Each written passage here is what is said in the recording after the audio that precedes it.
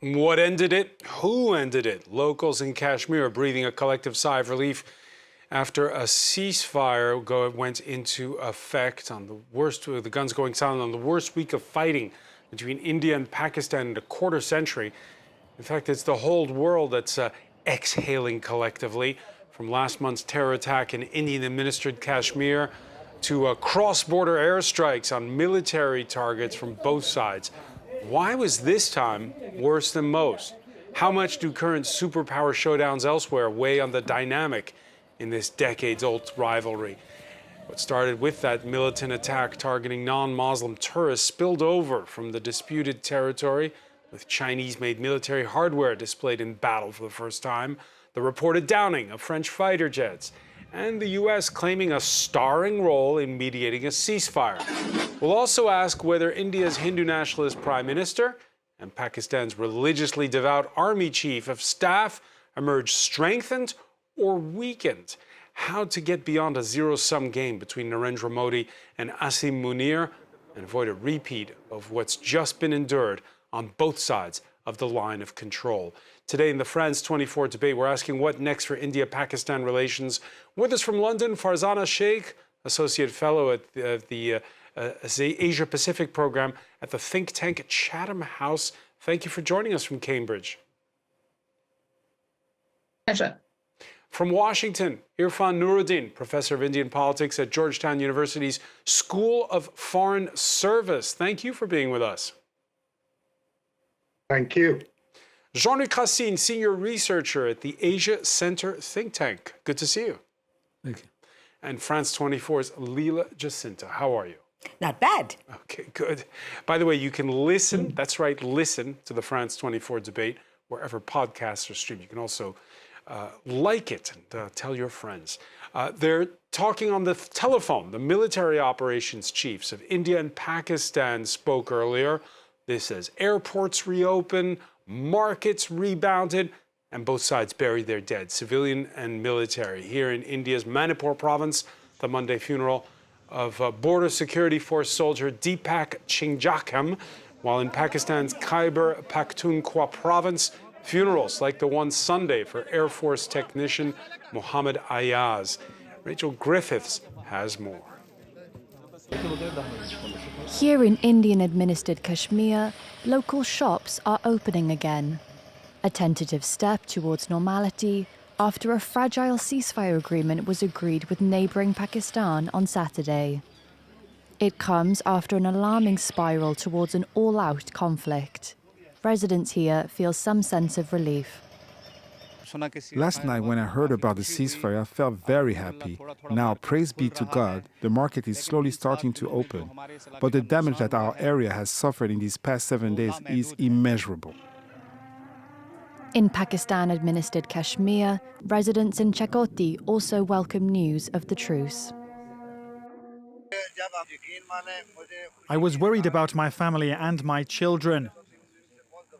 I had moved them to a safer place from here. But when I heard this news of a ceasefire, I became extremely happy.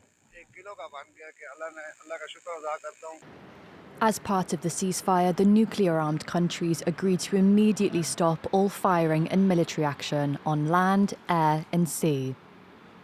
But both accused each other of repeatedly violating the deal just hours later. People on both sides of the line of control reported heavy exchanges of fire between Pakistani and Indian troops. The fighting subsided by Sunday morning. And it's been quiet ever since. I have to begin with you, Jean-Luc Racine, because when you joined us a couple of weeks back, there was this feeling that there'd be a lot of posturing, but it wouldn't go as far as it did. Why did it go this far? Well, it's a good question, but the answer is not evident in a way. I think, this time Narendra Modi waited for almost a fortnight before answering what was the dramatic massacre of the 22nd April. Previously, the reaction was quicker, but also much more limited.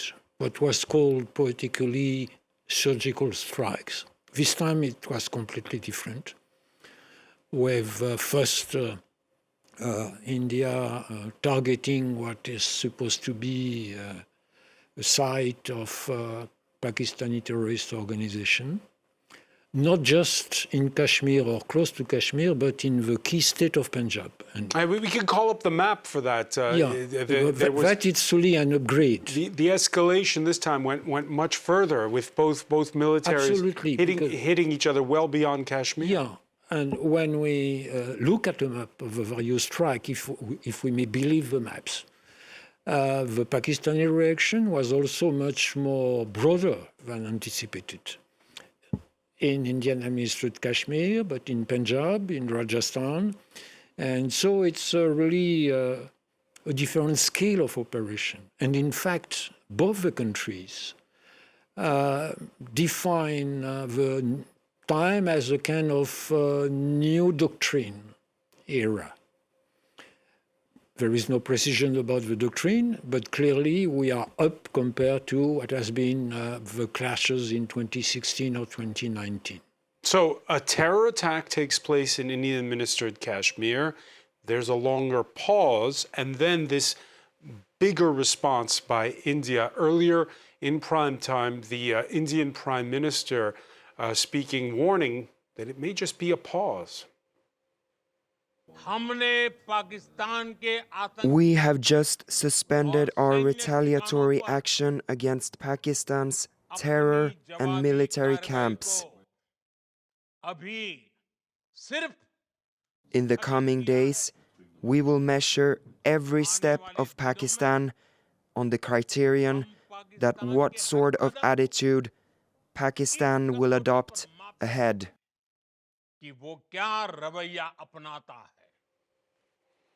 Irfan Nuruddin, how should we interpret the words of Narendra Modi?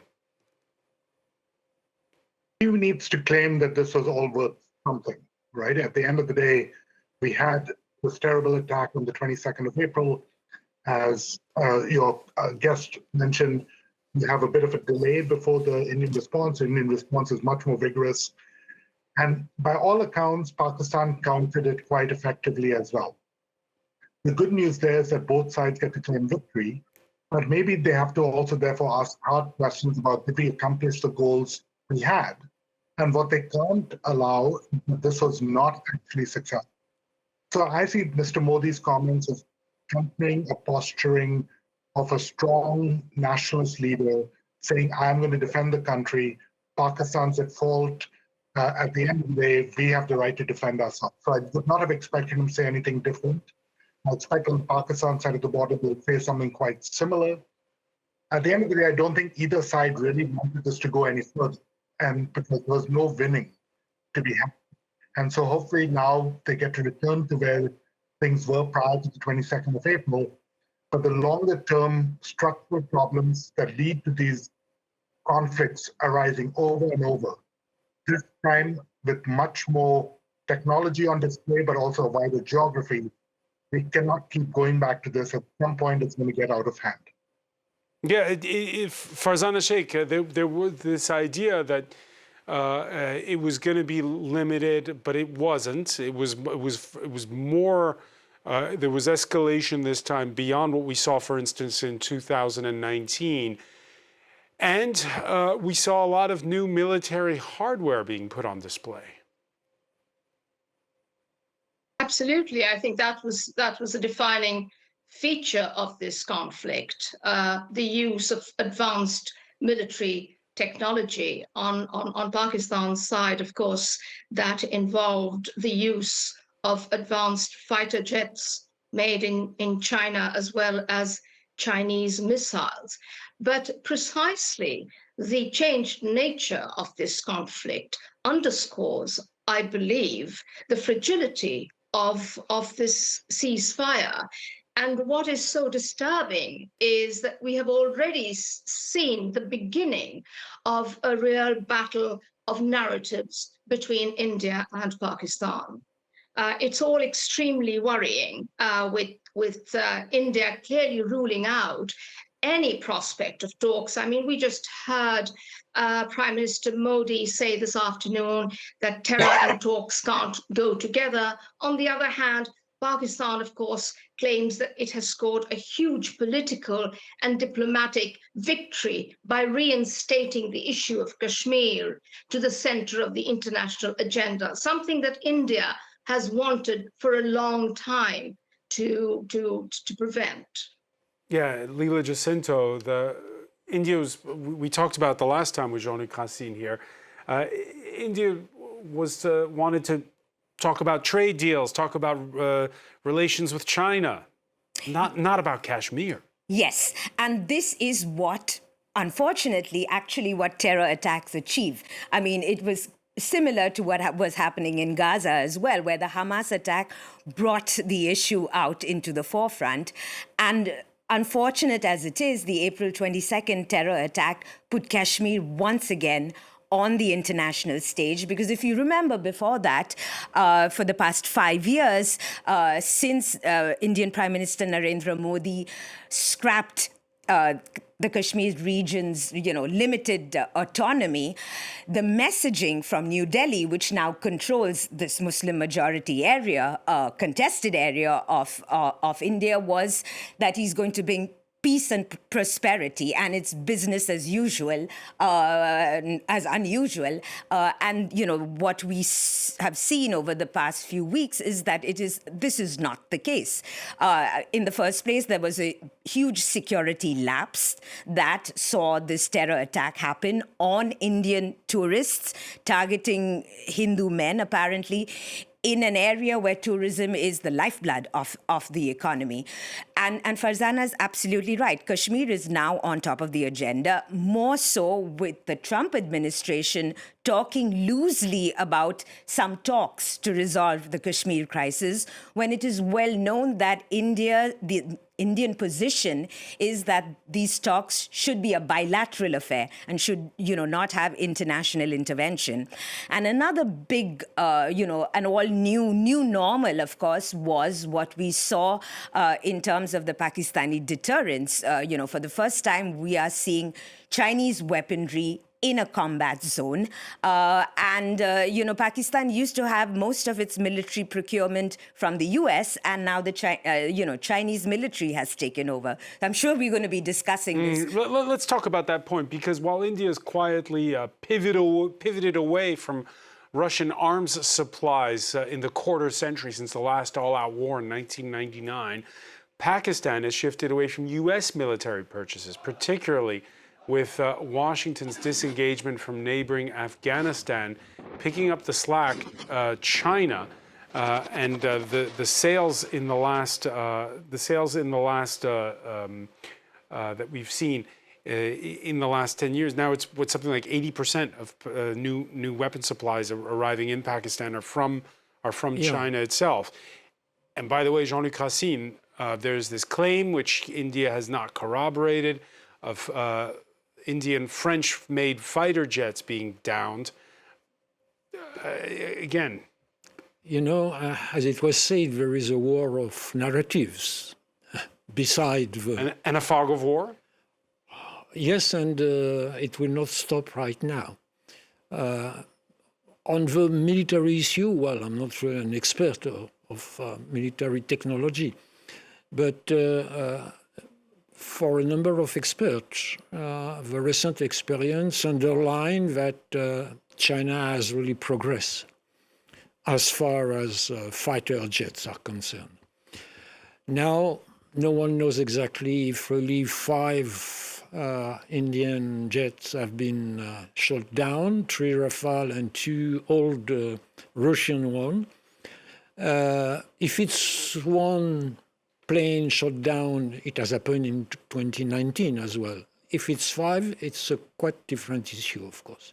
And Leela Jacinto, the French-made Scalp missiles hitting Pakistan too. So plus drones. So again, this change, and it was something that Farzana alluded to earlier in the conversation. It shows really what a zero-sum game it is with both sides. Right, on the point of the war of narratives, with Prime Minister Modi declaring this is a victory, no, that's understandable. We didn't expect anything from it, but it is very hard to actually pull off the narrative of an Indian victory, because what we are really seeing actually is the victory of Chinese policy. I mean, China has adopted a policy on India, which is a pincer movement, to keep two hostile neighbors to India's northeast and northwest. And, the latest skirmish has showed that Chinese military weapons work in a combat zone. And, India is pursuing a strategy of belligerence, which in terms of policy is not really a winning strategy at all. And with Prime Minister Modi talking about, terrorism and talks are like blood and water, they do not coexist.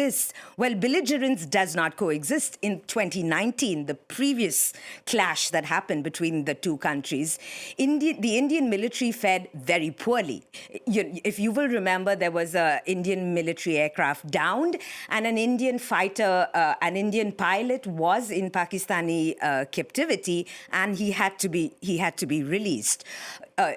So it's not like the Indian military has been doing that well. And on the other hand, the Pakistani military was extremely tainted ahead of these clashes. It was very unpopular, especially among supporters of the jailed opposition leader Imran Khan.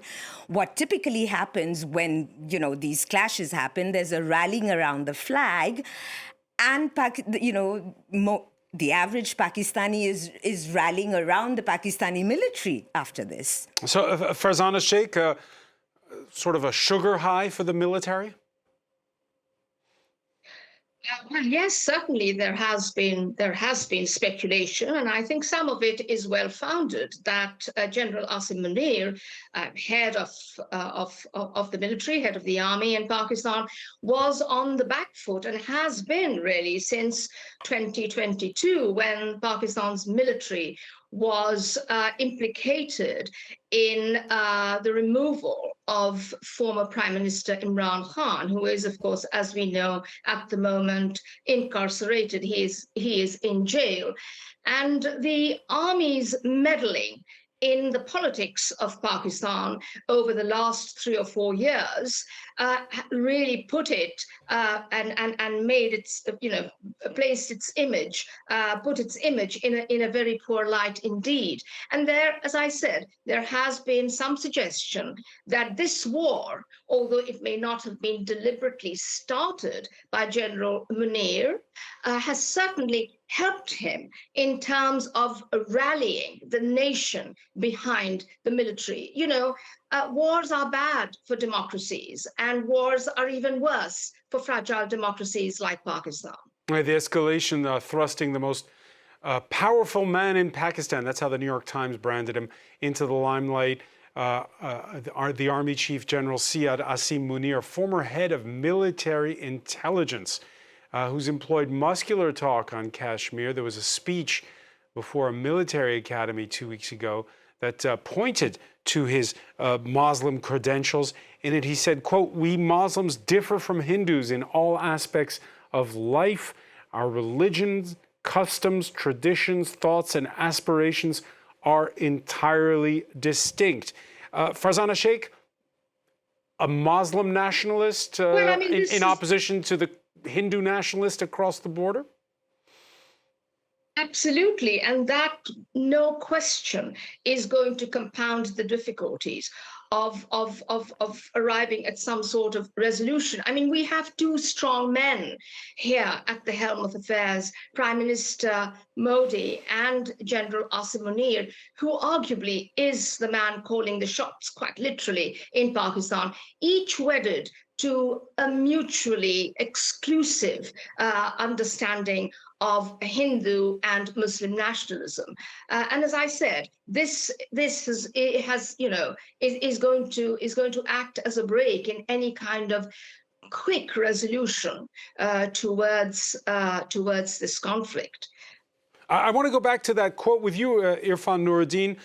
We Muslims differ from Hindus in all aspects of life. Our religion, customs, traditions, thoughts, and aspirations are entirely distinct. Well, if you're a Hindu nationalist, that's great. You can show that to your supporters, right?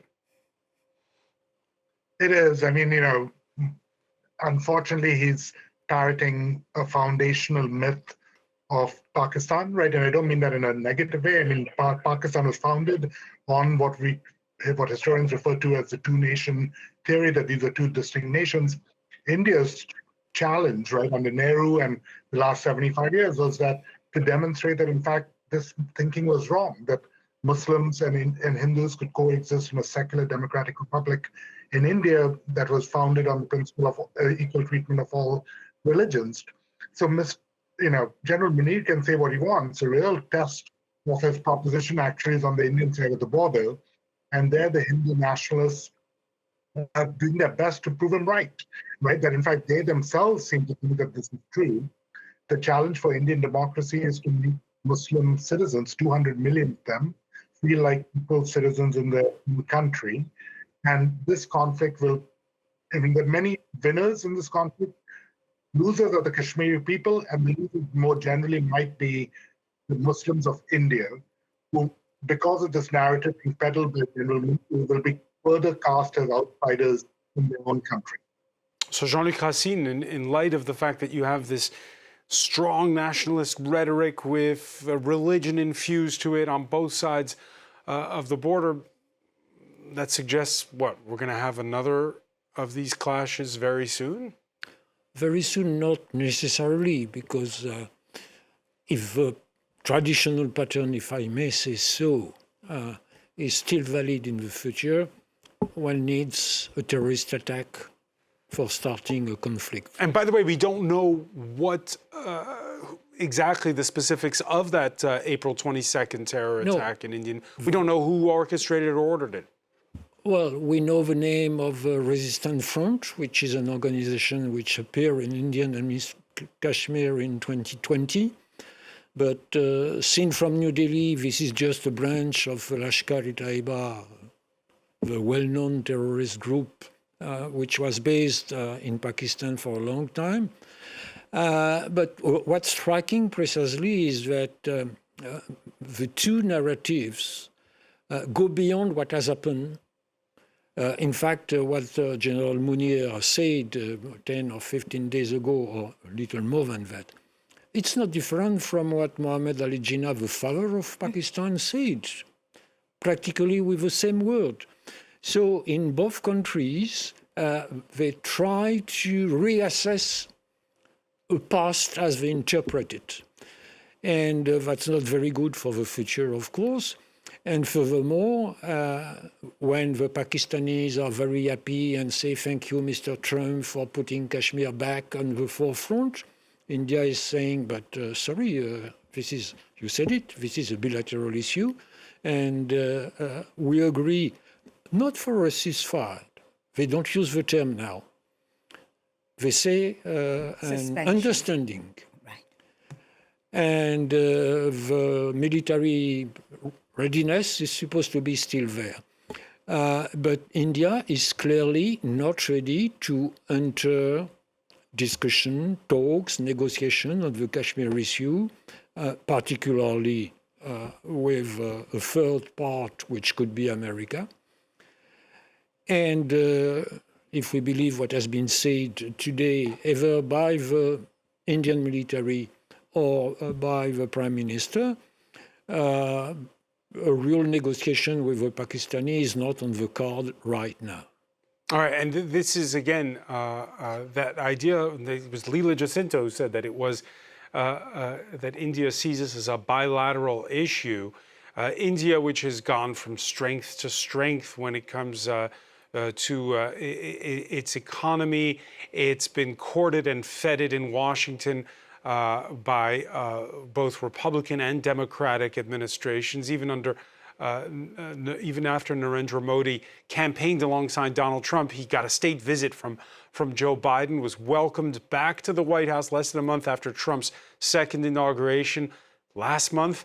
On the eve of that terror attack in Kashmir, the Indian Prime Minister welcoming Vice President J.D. Vance. There you see, I don't know why those images are in slow motion, but there you have it from the pool pictures. J.D. Vance and his wife Usha of Indian heritage and their 3 children. So all seemed well then. But then Donald Trump, this Monday, taking credit for, as he put it, preventing nuclear war. I said, come on, we're going to do a lot of trade with you guys. Let's stop it. Let's stop it. If you stop it, we're doing trade. If you don't stop it, we're not going to do any trade. People have never really used trade the way I used it. That I can tell you. And all of a sudden they said, I think we're going to stop. Irfan Nuruddin, that version of what happened, how is it going down in India? Well, it's a version of the world I suspect that only occurred in Donald Trump's head. But in India, it's not going to go down very well. I mean, as Leela put it very correctly, India for 75 years has rejected any suggestion of mediation and any hint of international involvement in what it sees as a bilateral issue concerning the sovereign integrity of its national borders. That's not going to change, even if Mr. Trump thinks that he can do, do the impossible. Okay, but did he broker the ceasefire?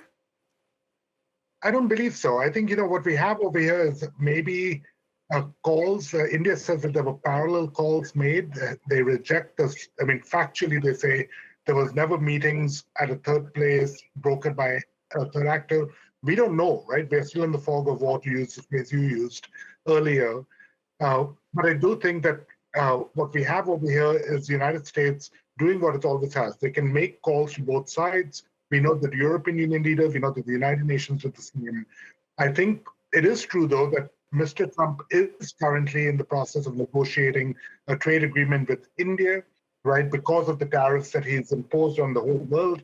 And so it is possible that there was leverage exerted, right, that there was a sense of a quid pro quo. We'll find out in the coming days. But that's different from negotiating a ceasefire, right? That is not just semantics. That is very important to understand because it gets at the heart of how India sees this conflict and potential resolutions for it. Farzana Sheikh, those images we saw, that press handout of J.D. Vance being welcomed by Narendra Modi, the optics of how the United States and India have grown closer together. Again, that meeting was taking place on the eve of the terror attack. Absolutely. I mean, I think what it shows to me really, or suggests to me, are 2 things. One is that, we still need to know, how this so-called ceasefire, and India, it has been pointed out, refuses to use this word. It uses the word stoppage of military action. How this ceasefire was actually negotiated, what was it? Was it American diplomacy? Was it the part played by other external actors? The UAE has been mentioned. Qatar has been mentioned. Was there some sort of economic leverage? We've heard about the IMF recently agreeing to extend its loan agreement to Pakistan, which apparently we understand India tried to stop. Was that used as some kind of leverage? This afternoon we heard from President Trump that he almost threatened India as well as Pakistan that he would stop trading with them if they didn't stop fighting. So, we really need to know what went on. And I think what this points to is a strange realignment of a kind of new Cold War relationship coming to the fore. I mean, it was assumed until now that the US and India, and that the US was definitely pivoting towards India. And this was a source of great consternation in Pakistan. However, what we've seen in the last 48 hours, at least the view from Islamabad, is that Donald Trump has taken a favorable view of Pakistan's position in its conflict with India, particularly over the issue of Kashmir. And India, I think, may find itself a little adrift at the moment because many within the Indian establishment must be asking, well, whatever happened to that bond, ever deepening bond between the United States and India under Trump and Modi? Yeah, and again, there was no address of thank yous to the United States in Narendra Modi's primetime address this Monday. Pakistan's prime minister, quick to thank Washington over the social medium formerly known as Twitter. Shehbaz Sharif tweeting, "We thank President Trump for his leadership and proactive role for peace in the region." So, Leela Jacinto, there's this fear or this, I mean, Pakistanis don't want to appear as the proxies of the Chinese, and Indians don't want to appear as the proxies of the Americans? I think that's another issue that should be raised, but probably won't be raised in New Delhi because of the hyper-nationalism there, is an examination of this policy that the Modi administration has adopted of cleaving to the U.S. and buying a lot of U.S. and French weapons. While alienating China. I mean, the old policy of India was, some sort of keeping China engaged or keeping China neutralized, but Modi's policy of like going to the West. I mean, India shares a more than 3,000-kilometer border with China. This is the neighbor that and does roaring trade with Beijing as well. This is true, but China ain't going anywhere for India. So I mean, Modi. Another internal pressure point could be, the Modi administration, his Hindutva policies, has an entire ecosystem of what we call bhakts, true believers. And there are some, I mean, we saw this on social media, who were not happy about the ceasefire and deal. They saw it as a capitulation because Modi has portrayed himself as a strong man. So I am not sure if these questions will start being raised. I doubt that Modi will take the flak for it. But the fact is, is India's policy of marginalizing China really in its own security interests, or should it have pursued a much more sort of a non-aligned policy of the traditional Congress policy? And there are domestic pressures building on this. In 2025, Irfan Nuruddin, do you have to pick a side when it comes to this U.S.-China showdown? Well, the problem for India is that it understood that it had lost the strategic conventional weaponry advantage or even balance with China. Right? China's economy has grown so rapidly that while India is a large economy and a growing economy, China's economy dwarfs India's. China's military buildup is much stronger than India's. The advantage in the Himalayas has gone to the Chinese side. So I think Indian strategic analysts were always keen to bring the United States away from Pakistan, what they call the dehyphenation, where stop talking about India, Pakistan as a pair, we can have our own relationships with the United States independent of Pakistan. Because the United States under Obama began this Asia pivot, India suddenly became an unexpected beneficiary of American largesse, especially in military weaponry. And I think a lot of strategic analysts said, this is our chance to play catch up to the Chinese in a way that we couldn't do purely indigenously. Right? Whether that was a good or bad call, I think history will tell, but it was very clear that it happened very rapidly, and Mr. Modi was the guy on the spot. He took full advantage of the fact that America decided that India could be its ally, was not going to ask any hard questions of it. It worked for Mr. Modi, and they ran with the ball, as it were.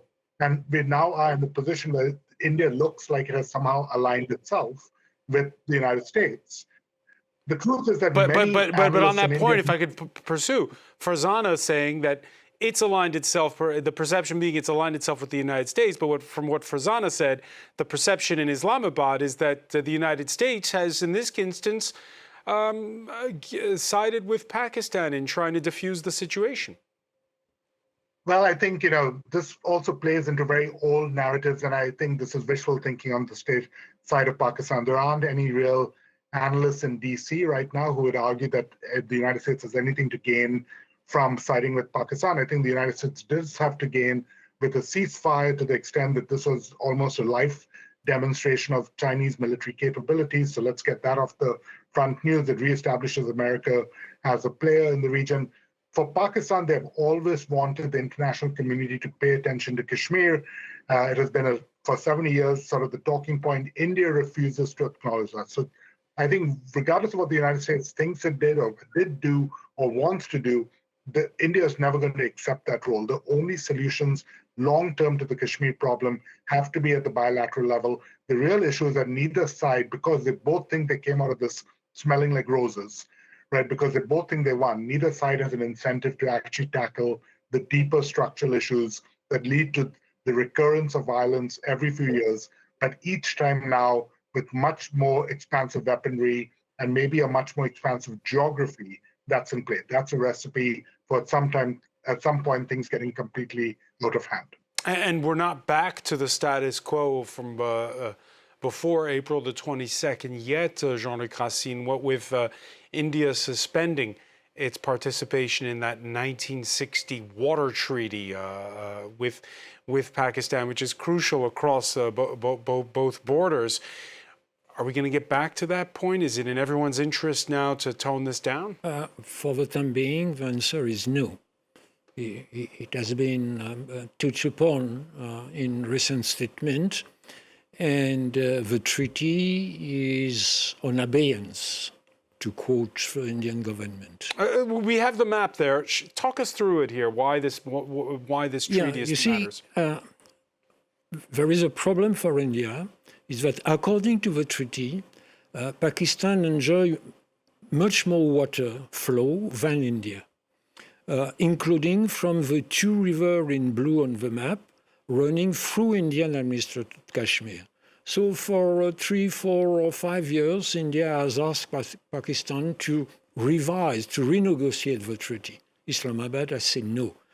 So in the current context of conflict, the weapon of water is taking a new significance.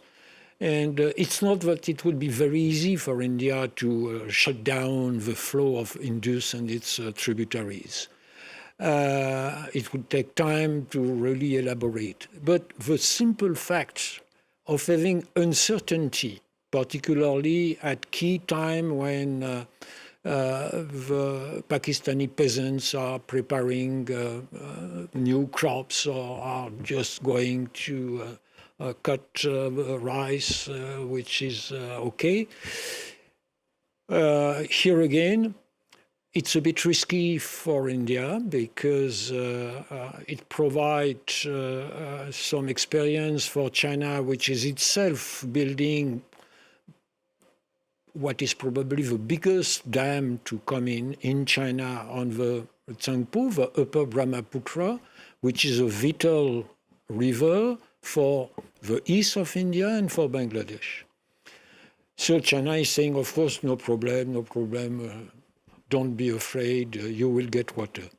But the Treaty of 1960 on the Indus water have no clause for saying I can withdraw unilaterally. It has to be negotiated. So here again, it's something that we shall hear about in the coming month, probably. And that's just bringing things back to the status quo, Farzana Sheikh. Irfan Nuruddin mentioning the fact that there's the issue that's existed since independence, since partition, which is the status of Kashmiris themselves. Yes, absolutely. I mean, you know, the Kashmiri voice hardly ever gets expressed in this ongoing conflict between India and Pakistan, because ultimately it is a question of Kashmiri self-determination, although, as we know, it is also at the same time a territorial dispute between India and Pakistan that dates back to 1947, when, as a Muslim majority region, Pakistan felt it had been wrongly deprived of Kashmir.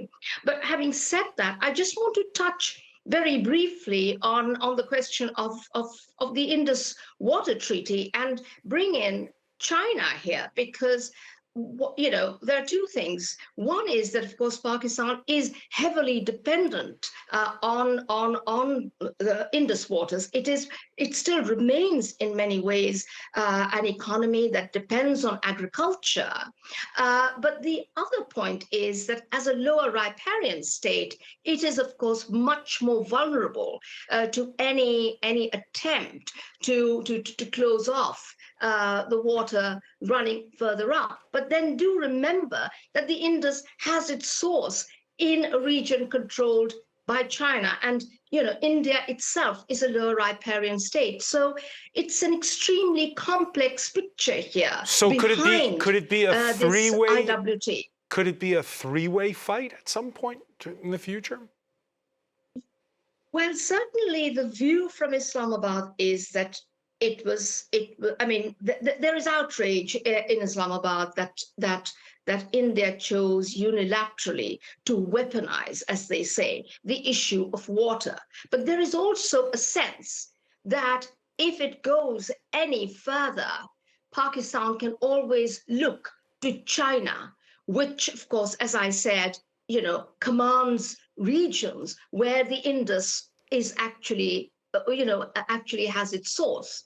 So, there is this extremely complex and disturbing alignment behind the treaty. And one final point, and that, of course, pertains to Kashmir, that, we must not forget that Pakistan has also suspended its participation in the 1972 Simla Agreement, which made any resolution of all outstanding issues with India to be bilaterally settled, which, is something that Pakistan has wanted to get out of for a long time. So that too, as it were, stands in abeyance, to use an Indian phrase. So,